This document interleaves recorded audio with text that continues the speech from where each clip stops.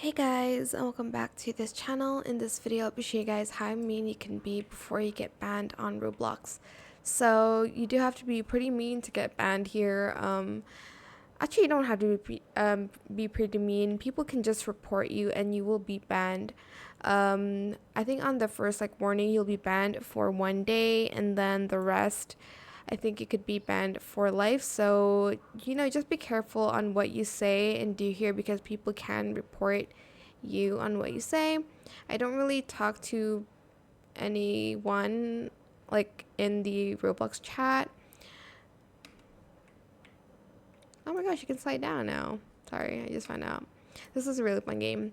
I rarely talk to people in the Roblox chat. I talk to them mostly, well, I talk to just my friends. So, yeah, you can see that. But anyways, to report people, you'll just go here and there's a report button that you can choose. You can either report the experience or person. You can select the type of abuse, which person, and the reason, as well as the rest here, and you can just submit. But yeah, that is pretty much it. I hope it was helpful for you guys. Don't forget to like, comment, share, and also subscribe to this channel if you haven't done that already. If you have any more questions about this video, just leave it in the comment section down below.